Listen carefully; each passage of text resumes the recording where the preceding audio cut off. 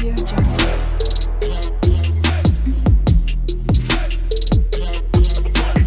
Audio Jungle.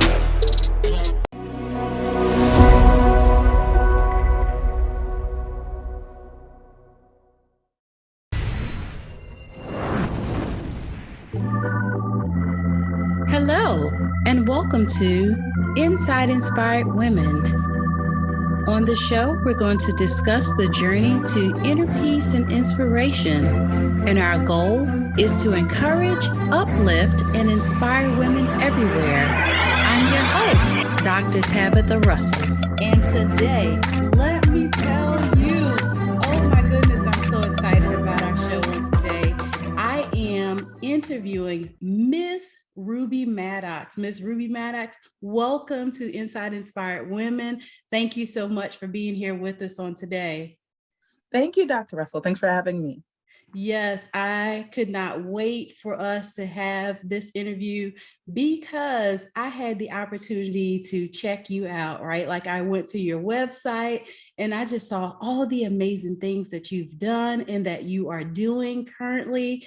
And it just really brings my heart joy to see that you are out there really helping people and you're making a difference. So I'm so grateful to have you here on today. Let me tell you all what Miss Ruby Maddox does. She is a purpose coach. See, she is also a strategic consultant and a facilitator dedicated to helping individuals and organizations cultivate their potential for meaningful contributions to society. She spent more than, let me tell you, 15 years working in the field of nonprofit management and philanthropy. Ms. Ruby is the co-founder of two nonprofit organizations focused on social justice, leadership, and equality. She is a TEDx speaker, Let me put emphasis there, okay? And the recipient of the 40 Under 40 Business and Community Leaders Award. And Miss Ruby believes in cultivating community to inspire others and find strength in broken places.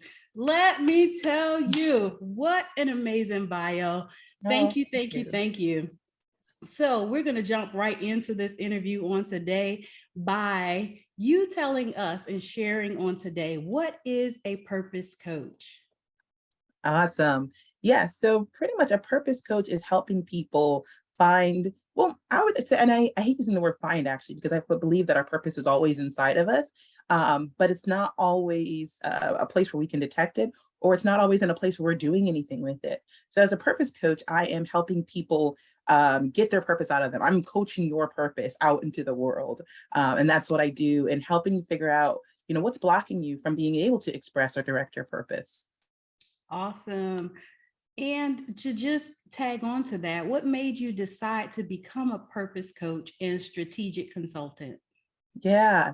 So I will say first, the thing with coaching and consulting, I always say with individuals, we call it coaching, and with organizations, we call it consulting. But technically, it's the same thing, right? We're helping people get from this aspirational point of where they are to this action or operationalizing what it is that's in their mission or that they want their values to be. And so for me, helping, what made me want to do that is what people were for me in my life. So I, had to figure a lot of things out. I had to rely on a lot of coaches and mentors to just kind of make my way. And, as a first generation student, learning a lot of things and having a very unconventional path, I wanted to be the person that I needed back then, the person that people were for me as I was trying to make my leadership journey and find my way. I will tell you that in itself is amazing, right? Just being in the space of coaching, I know for myself, I find a lot of passion in being able to see that transformation, right? See that aha moment, that light bulb that goes off and they're like, oh my goodness, I got it. Or I can do this, right? Mm-hmm. And so I find that I love the space of coaching. I love being able to help people and to serve them to get to that place that they never really thought was possible. And you said something that I thought was pivotal. Sorry. You said first generation student. I Mhm. love that. Talk about that just a little bit. Sure, yeah. So not only was I a first generation student, but my mom was a single parent.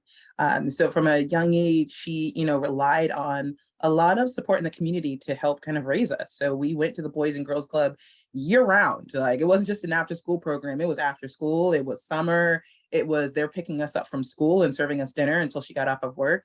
And so I learned what it meant for community to show up for you and what it meant for a community to encourage your passions. And later on, it was going to community college and then going into regular four-year college. And I didn't know how to do this stuff. I didn't know the pathways. So it was working at the folks at those institutions that said, like, this is what you need to know.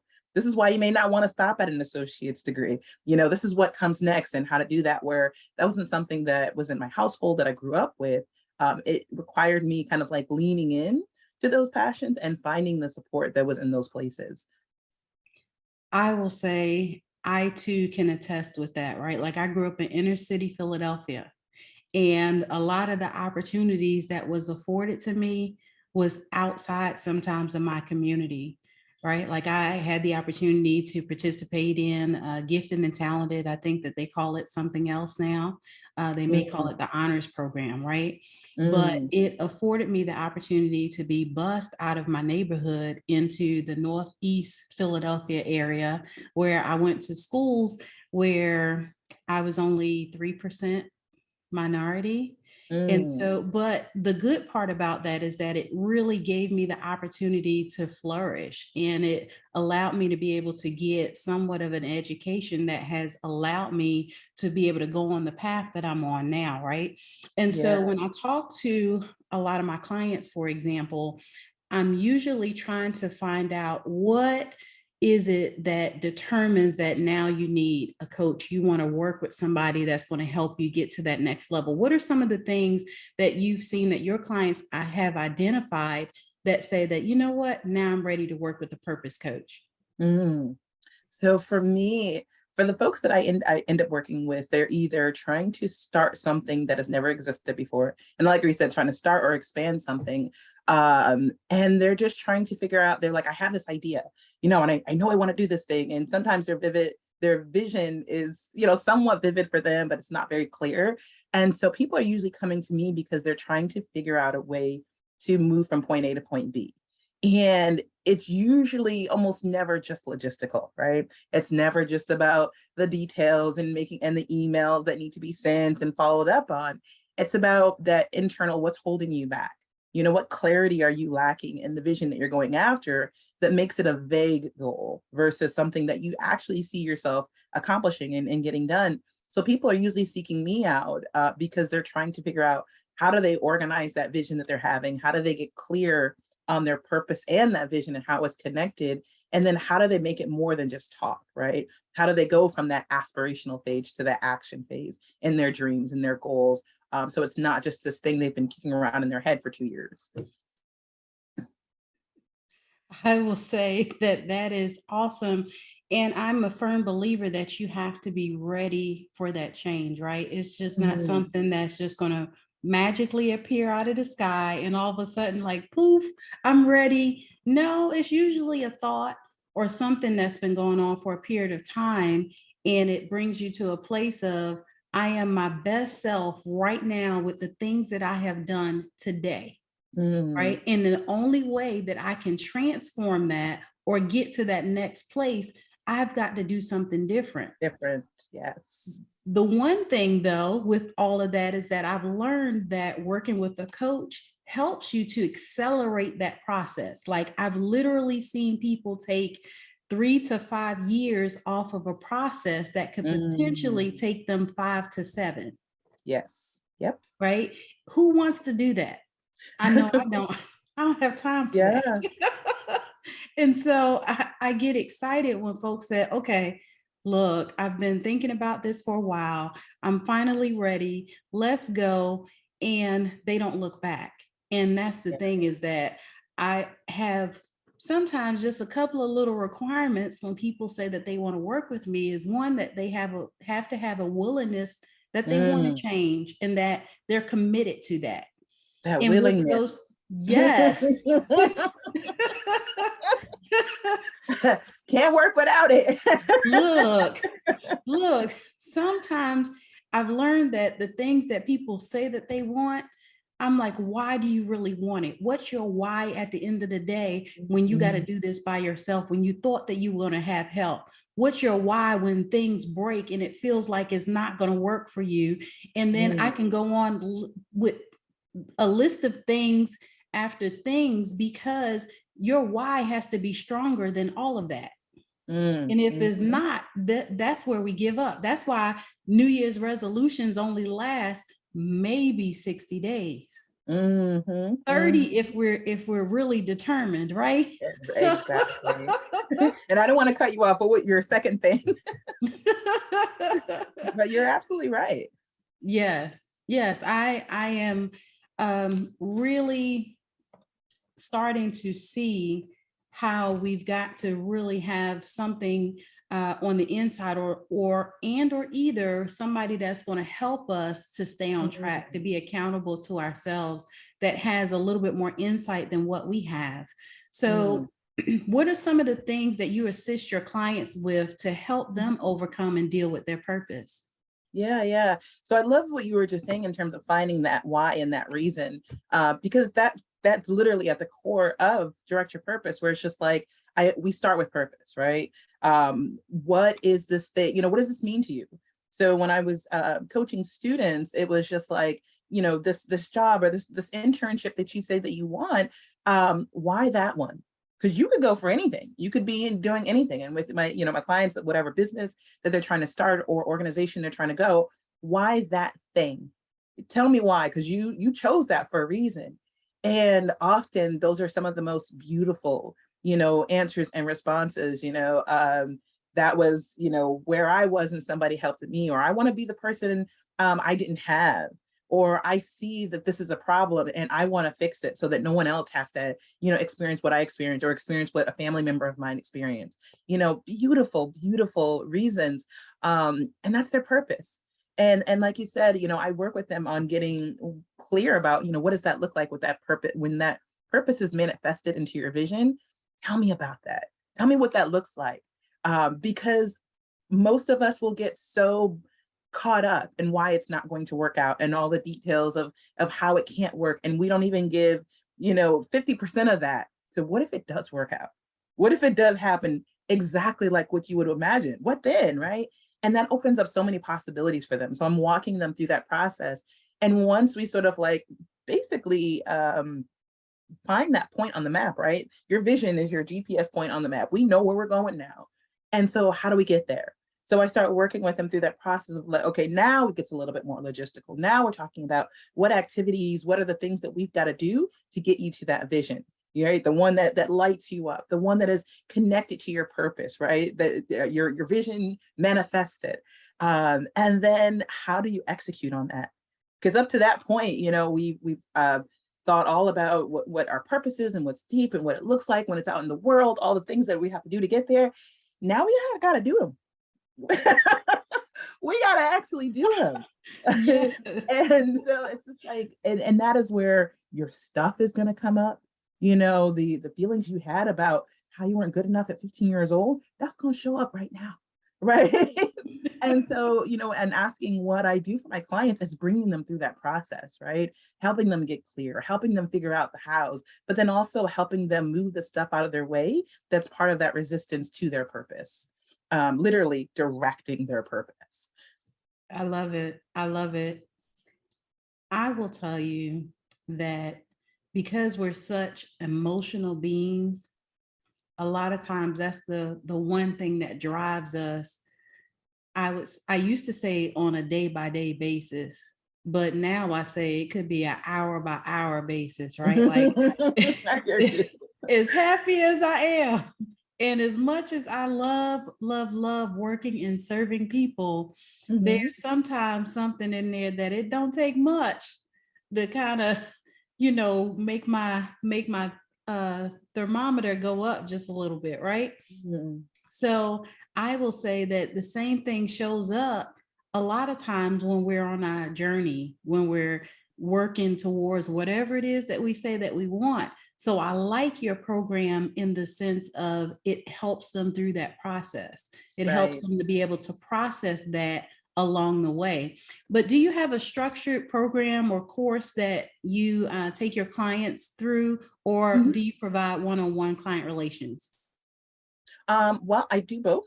So my at the core of both the one-on-one and kind of like my group and my the course is this 4-step process, right? So that was the whole starting with purpose. That was the whole helping them get clear on the vision aspect of it, helping them come up with a plan and one that works for them, because that's also key, and then helping them come up with an execution strategy.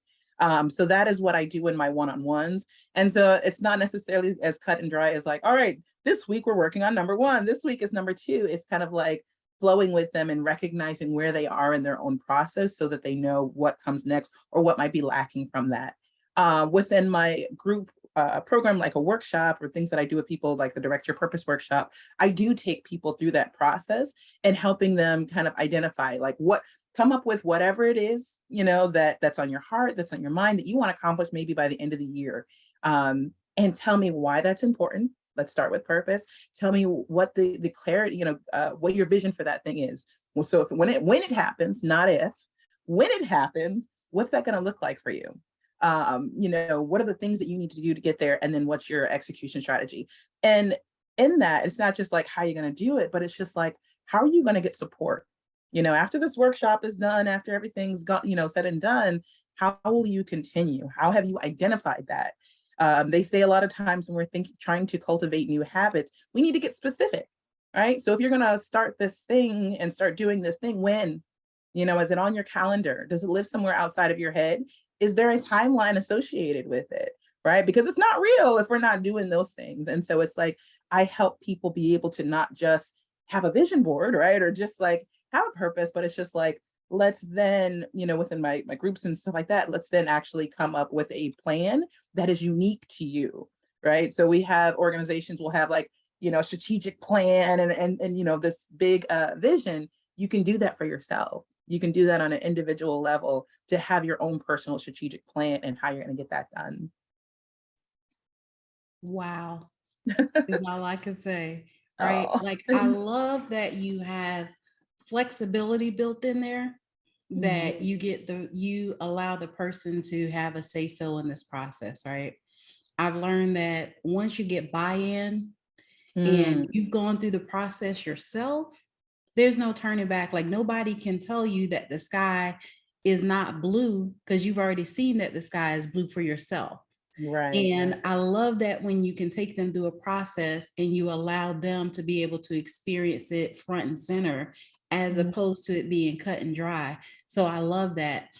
Right. I am also seeing or have read that you are involved with nonprofits. So tell us I about am. that. I am. Yeah, yeah. So my organization that I currently run is called Leaders of the Free World. And so Leaders of the Free World is an international experience and leadership development program for young Black men. And a lot of people are like, why did you start a program for Black men?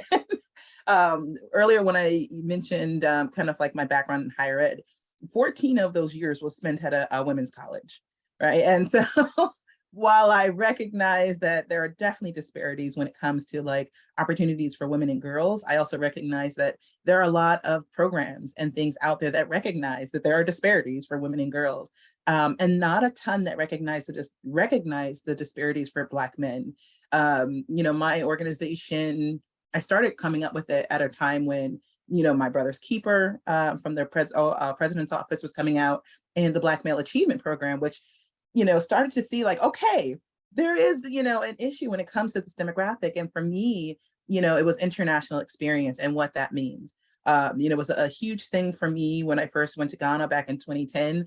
And the paradigm shifts, right? How you think about yourself and your identity outside of the US context was huge, and very transformational, but it was also really hard and inaccessible. But I believed when I saw like, the guys in my community, when I saw the guys in my family and all the potential that they had and that they were like, bringing into the world, it was just like, man, if you saw what I saw, if you saw yourself on this wider scope, it would change the game for you, right? It would change how you saw the world, and it would change how you saw yourself, to be able to make the decisions about your life that were important, to follow through on those things. And so Leaders of the Free World kind of came out of that. And that's the other work. So it's me directing purpose for my students in a different way, but it's also tied to the idea of, when we connect to our purpose and when we are able to see outside of our own comfort zones and our own mental boundaries, sky's the limit on what we want to do, in the world, what we believe that is possible for us.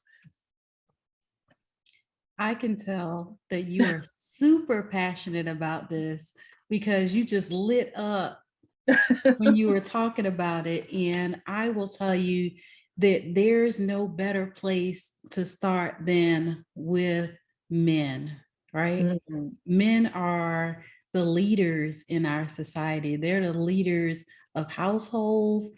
They're the ones that really interact with society Mhm. on a much bigger scale than women do. Like, we have a lot of responsibilities as women as well, but Mhm. I also know that men have a lot of challenges that they face that a lot of times they don't ever talk about. No, no, and our society just sometimes doesn't encourage them to talk about those things or get it out or do anything about it. So yeah.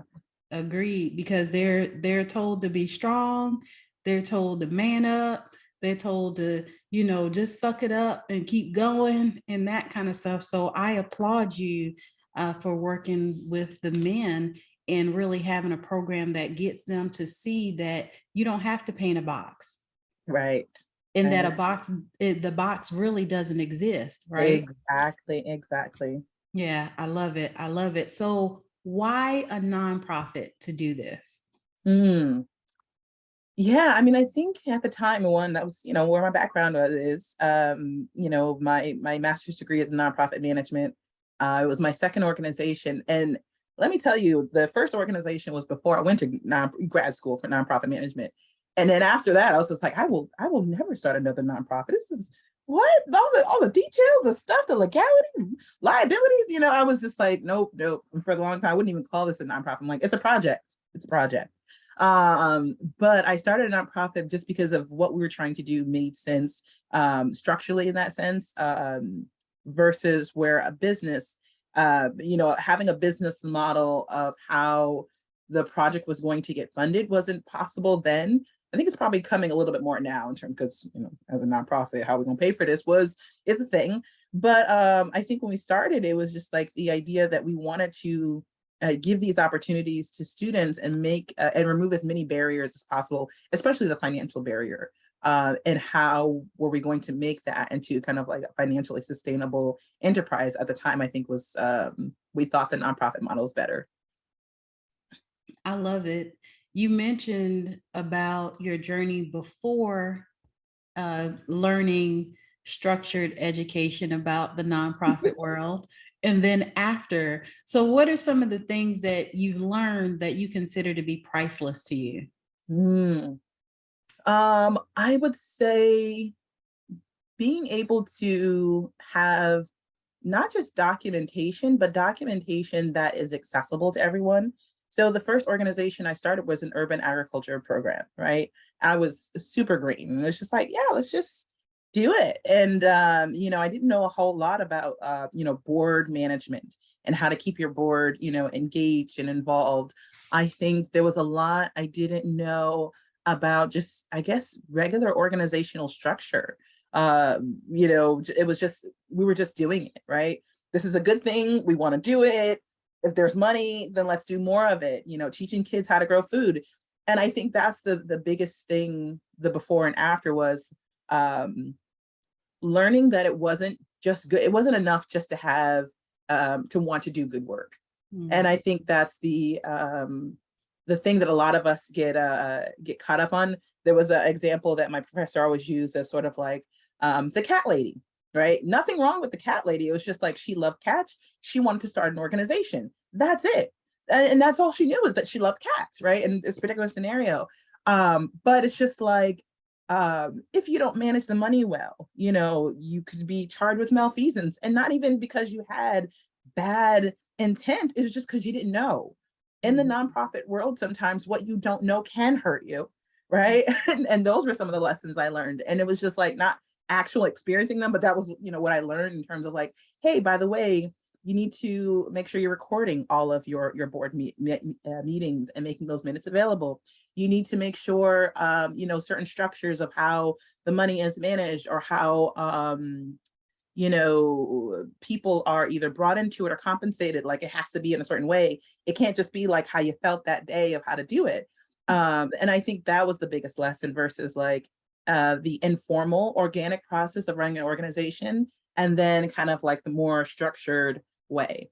Now, beforehand, it's not like anything happened where we're like, oh, shoot, we should have known that. And then all these bad things happen. That didn't happen. But, after going to grad school, I was like, oh my God, we did that. Right. But it was just like, yeah, you just kind of like started. You're teaching kids how to grow food. We're eating the food. It's a big community and it's family and it's beautiful.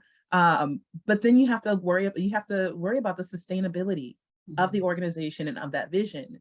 And that's where the structure comes into place. So just to kind of like answer your question, in terms of what was the biggest lesson before and after, was that, are you doing the work and building structures in a way that's going to last beyond your initial vision and your initial presence? Because if it's only built around you running that organization for indefinitely, then that's when you have issues within your organization, because one, you're going to burn out, and two, you're not building your systems to last. Wow. I mean, you just dropped the mic on us. Like, I think that is great. And really, with you talking about your before and after things that you learned, I also believe that the system in itself works, and you have to have things in place that can help you to stay on track. I believe that if you start good, you end good. If you start good and take shortcuts in the middle, then your finished product potentially could fall apart or not look like what you had set out to do. And I understand that sometimes you improve upon the process along the way, but the original plan, the original intent should look the same throughout the whole process. If that changes any, then it could potentially be something different. So I like your concept about how you have to make sure that things are done right. Right. And you don't need to know or do everything. Ask for help, especially on areas where you feel like, oh, I don't know, to ask for help. Yes. I love it. Pay very well right now. Okay. I need help. I love it. I love it. What advice would you give for listeners that are interested in starting a nonprofit themselves?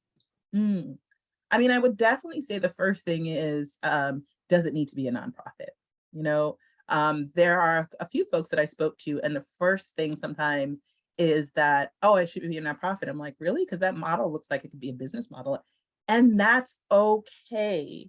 I think also sometimes, with the mindset is just that if we're going to be doing certain things, that we can only do it as a nonprofit, as a service to other people, because that's just, we feel guilty, or we feel like we shouldn't be, profiting off of something maybe that is very personal to us, or we have a passion for. I think the first advice I would give is, does it actually need to be a nonprofit? Because as I just mentioned, when it's a nonprofit, it's tied into a whole lot of stuff, and you do not own your nonprofit. It is a public entity owned by the public. That's why you got to show all those records and everything like that. So making that decision, first. And then I would say, the second thing that you do decide, like, oh yes, it's definitely, I want to start a nonprofit, it has to be that, get help. And it's hard to get help when you're trying to get it off the floor, off the ground, and no one's really paying attention because it's just a concept. But ask people, sit down and have that 30-minute chat, have that phone call, invite people's, advice into it, or advising, because you're going to need that. You don't need to know everything, but you should make an effort to actually tap the people for areas that you don't know. I love it. One more thing, can you elaborate a little bit? And you started off very well with telling us the responsibilities of a nonprofit when you don't own it, right? Like it's a public entity. So tell Mhm. us, elaborate a little bit more on the difference between a for-profit and Mm, nonprofit. yes, as someone who is currently actively running both right now. Um, well, first I'll start with the easy, kind of more fun things, right? So it's like if I decide tomorrow that I want to launch a new program or something, within my business, that is a decision that I make within myself, right? I have to own, I own the wins and the fails, of that idea, and I can come up with an idea today and have it implemented by next week, within my process. When you're running a nonprofit, I could have an idea today, right? But I also still need to check with my co-founder, and I still need to check in with my board. I need to make sure that, it's in alignment with, whatever our goals are for that year, or if people feel like, that the whatever that idea is falls in alignment with that. Because whatever, you know, loss, whatever win or loss that is experienced, that is spread out among or across the organization. If I make a bad decision, I could get more people in trouble, not just myself, right? My board is liable, like, all of our stakeholders, it's going to affect them. So that's one of the differences in decision making and actions that you take is you can move individually with a business, with an organization. You have to take all of those factors into consideration because one, again, it's a public good, and two, you and your board are stewards of that public good.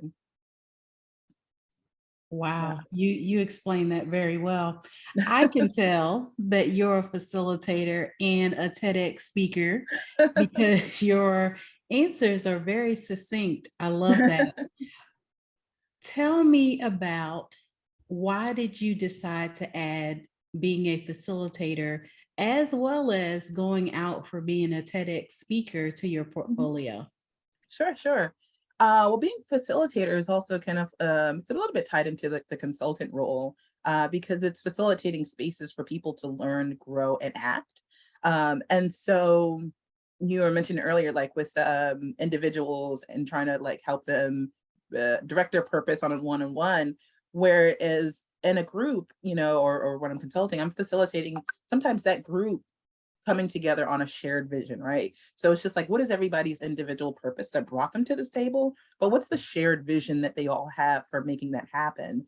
And facilitating a way for them to figure out, okay, if this is what we know that we want, what is it going to take for us to get there? And who's responsible? How are we as a group individually responsible for that? So facilitating that process. Because I find that if you include members of your team in that visioning process, even if forget what your mission statement for a minute, what's on written in your mission statement or what's written on the walls of your vision statement, the shared vision that when that person applied for that job or when that person decided they wanted to volunteer, what was the vision that they imagined, the great things that this organization or company would do? You need to tap into that, because by the time, if you get the buy-in at that stage, by the time you get down to the execution phase, they're bought in, right? They understand, even if they're doing the smallest piece of that vision, they understand how it's tied to this larger part and how that larger part is tied to their own personal purpose. And so I help facilitate that process and help people see how they're connected to that. So I do that from an organizational level of people who want a shared vision for the company, but also facilitating, a workshop or leadership retreat where people are coming up with their own individual processes of like, what's important to me and how am I creating that vision and how am I doing that process? So I added facilitator because it's just like doing it largely in a group setting, but sometimes for a shared purpose, but sometimes for an individual purpose. With the TEDx, it was me being able to share that with the rest of the world. So I have, my whole director purpose framework that I described to you earlier with the four processes. Um, I was able to showcase that at my TEDx talk, right? Walk people through that process of what it was about and what it looked like and how it showed up in people's lives. So I know one of the some folks know Simon Sinek, and he has this really powerful TED talk around kind of like start with why and the golden circle and everything like that. And it's like, okay, well, that's a good format. Mine's is so I can use, people do stuff like that for TED. So this is, the place for me to be able to showcase this thing. And the thing, like I said, my framework was something that I came up with from working with a coach. And we walk our talk, right? Yes. And who was just like asking me about my process and like, well, what is your process and how do you work with people? Whatever that process is, you should be able to fit that on a napkin. Like Mm. that's what it means to have a framework, according to his feedback. And so I came up with that framework because it was based on how I already was working with people, how I was already working with students, working with professionals of purpose, vision, plan, and execution, right? And so with the TEDx talk, it was a way that I could kind of like give it out to the world, show them that process, all at once. So it's there for folks to see, and to kind of like identify like, who am I? What kind of type, productivity type am I? And how does that show up for me on a day-to-day basis? Let me tell my listeners for just a minute that TEDx is somewhat of a big deal. Okay. Just in case you guys didn't know, TEDx is I would say, the platform that you want to strive to be on.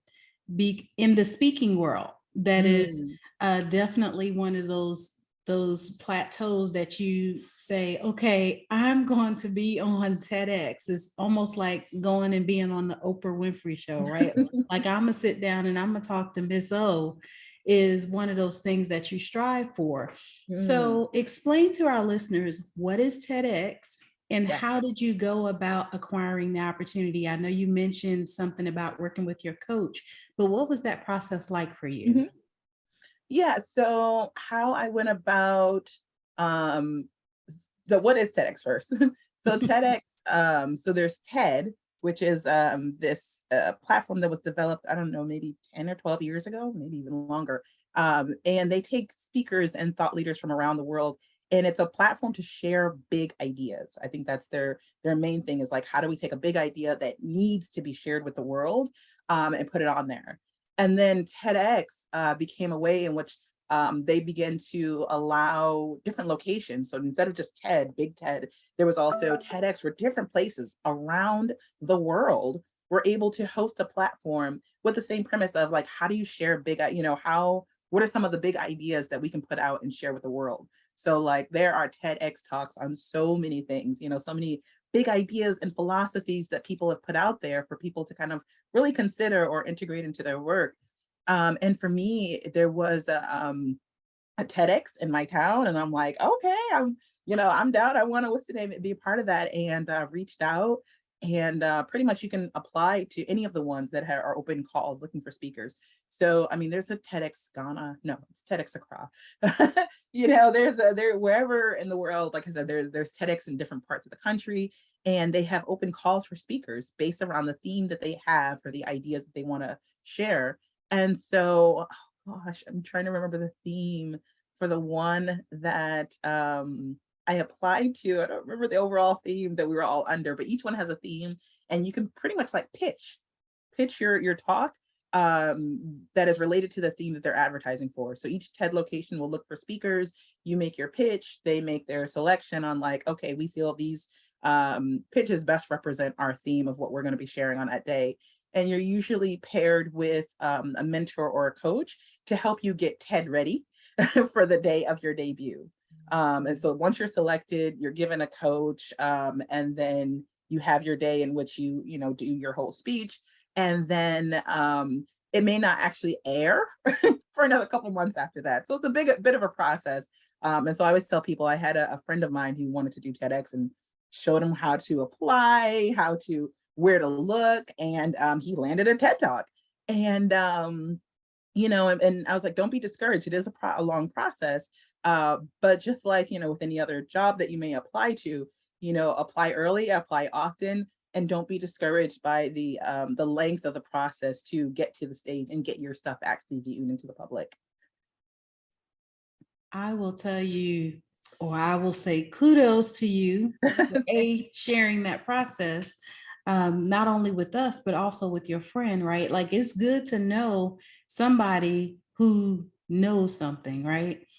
And it also is good to know that sometimes even the best of us go through a process, right? Mhm. Like all that purpose driven stuff that you're teaching. So you Mhm. got to really walk that out, right? Like you really have to exemplify that at all times. Like if your purpose is for you to be on TEDx and you stop before you get to the X, if you're going by the alphabet, then you just missed out. Why? Because you were Mhm. impatient. Why? Because they asked too many questions. Why? Because Mhm. you didn't want to meet with the coach. Let me tell you, having a Mhm. coach has been life changing for me. Yes. Amen. Yes. I'm like, if Oprah can have a coach, if Serena Williams can have a coach, if the best of the leaders that I know of can have a coach, then who am I? Right? Mhm. Like I've been out here coaching and helping, inspiring, empowering people well over 20 years. But the things that I've learned with working with a coach has 10x plus Yes. my business, right? Even my Mhm. mindset and the way that I do things. So I think it is invaluable to work with somebody on that level. So how has being a facilitator and speaker enhanced your ability to run your nonprofit as well as be a purpose coach? Mm. Yes. So how has those things helped my my nonprofit and being a purpose coach?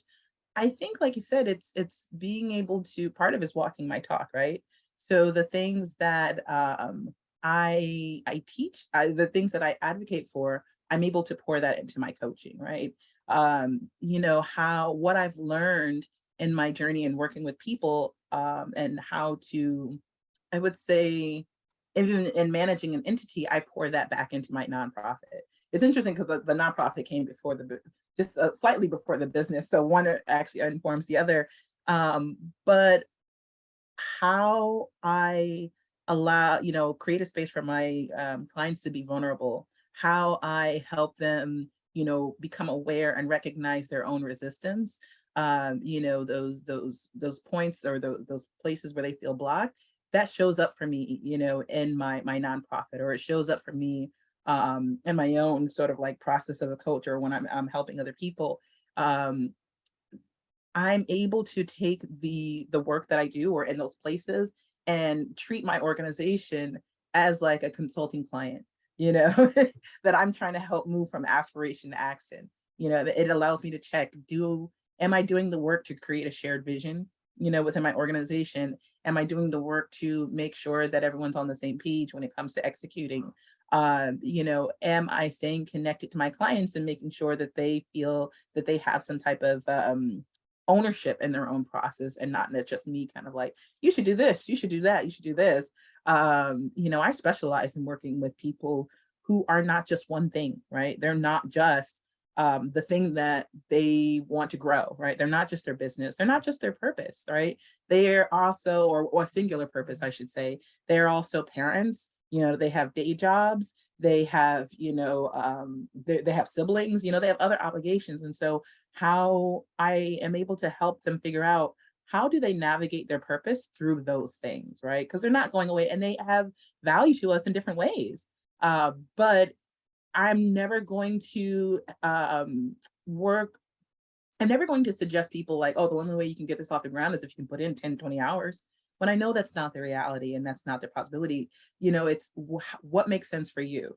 Maybe this week you can only put 2 hours in on advancing your goal. Then 2 hours it is. Next week, maybe it's a little bit more, but it's helping people figure out that just because they're not able to, go, whole hog on it and put in like, 20 hours, like they may think that somebody else that they see on social media is doing, that it's not possible for them, right? That everybody's path or journey is going to be different. Yeah, I love, once again, we go back to that flexibility, right? We go Mm, back to everybody's path is their own path. right. And for me, I've learned that on my journey is that I can have everybody in a group setting, Mm, but each person is their own individual story, their own individual journey at the end of the day. And so I've learned that being able to work with them in a group, but individually is invaluable, right? Like we glean a lot of times so many things from our environment, just showing up and being present. And a lot of times you don't necessarily have to say anything in order to pick up some good gems and nuggets, right? So I Right. love being able to work with others and them now gets something that was not there initially, and they grow from it, even from their peers. I love Mm. that. So, what would you recommend to those that want to follow in your footsteps of being a facilitator or a speaker? Mm. The advice I would give to others is first know your own why, right? That's really important. Like, why do you want to be, a facilitator or, or a coach? And be clear about that because, like you said, it's not always, the funnest parts, right? It's not always like, you're in it and you feel like it's the greatest day ever. Is your purpose strong enough to carry you through those points, right? Because that part right there, I always say your purpose is like a compass point, and it's like your beacon in the storm. That's going to be the thing that pulls you through the really tough parts. And so be clear about what your purpose is and what you hope to gain out of that, what you want the end goal to be. Does it excite you to help people, to help them accomplish their goals? And secondly, the biggest thing, and I think you and I just touched on, is like getting your own coach, facilitator. It helps to have gone through that process yourself, to be able to advocate that to others. Like I can strongly advocate for certain things, when it comes to coaching and everything like that, because I know that was the process that I went through, right? I know that was how I learned, that was how I grew, that was the investments that I had to make,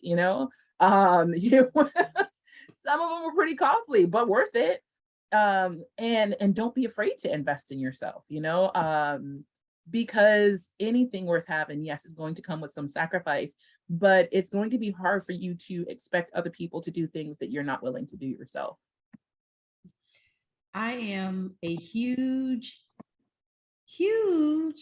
proponent of investing in yourself, right? Mm, Like I've literally fallen in love with investing in my growth, investing in my business, as well as I've fallen in love with paying people, right? Like mm, I just didn't get to where I am overnight. It's been a process, and I've had to, unfortunately, well, I won't say unfortunately, but fortunately, I've had to pay some people to do some things that I either didn't have the time to do or didn't know how to do. mm. Right. And because that was a part of my journey, I'm like, I'm a love this writing this check right now, or love putting this credit card in, because I know that it's a part of the process. And Mhm. so the other big thing that I've learned is that life in itself is not always cut and dry. Like it's not Right. always where we can say, okay, this is where I want to go. And that's good that we have the end goal in mind. But what are all the steps that's going to get you there? So Exactly. And how do you keep the faith through that process? that's right. Keeping the faith in itself could be a task by itself, right? Oh yeah. But Oh my gosh, yes. And because it's multiple levels, like the faith that you need in your business, the faith that you need in yourself, the faith that you need in the process. You get so far out of your comfort zone.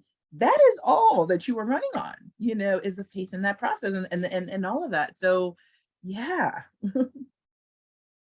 I used to say that I wasn't adventurous. And I don't know how I even came to that conclusion, because when you say that you want to be a coach, when you say that you want to own a business, when you say that you want to be a speaker, that shows sign of being adventurous all in itself. I mean, you're not Mhm. out there climbing up mountains and jumping off cliffs, but you are in a sense, because you're all out Emotionally. there on faith, right? Like Yes. you're out there on the edge of the diving board, going in sometimes feet first, without a what do they call, a life preserver? Mhm. Nowhere near in sight.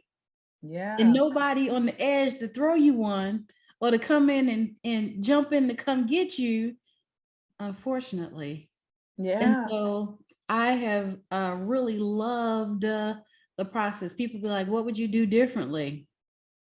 Nothing. I used to think about that. I used to think of, what would I do differently if I had to start this process all over again?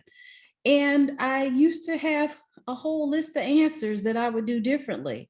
Mm, But each and every lesson that I went through helped me to become better right. every step along the way. So why would I change that? That in itself is invaluable. Hmm. Look, I know that I am sitting here talking with the recipient of the 40 under 40 Business and Community Leaders Award recipient. Winner. I mean, she locked it down, guys. What did you do to position yourself to be nominated and ultimately win this award?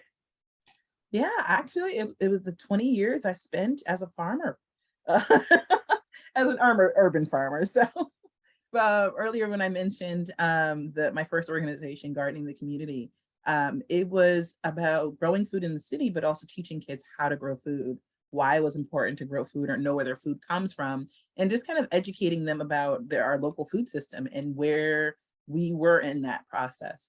So it came with, not just, growing food out of the ground, but this advocacy piece, right? Kids understanding like, what is a food desert, and why don't we have access to the food that we're growing, at our regular grocery stores, or why isn't there a grocery store very close to us? And what does it mean to grow your own food? How does that power get now put inside the community that once was just outside of the community? So in working with the students to fully understand those ideas, as well as this is how a carrot grows, right? And what we can do with it, was part of why I got that award, because it was impacting the youth in the community, but it was also impacting the community itself and showing them what was possible. More urban gardens have sprouted up since then. So it really was a bit of a culture change too in the city, and changing how we saw our food system and how our students saw themselves, not just as consumers, but also as producers.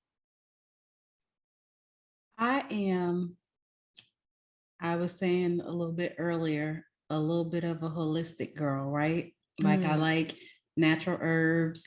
I love fruits and vegetables. But I recently learned that I love watching it grow. mm. I didn't specify though that I like putting it in the ground and taking care of it and watering it, right? But I love watching it grow. It'll turn a corner on you. Like one day you're just like you're tending plants, and next week you have like bounty, and it's just like, oh wow. Yes, A yes. So lot. I'm sorry, my husband Yeah. loves gardening.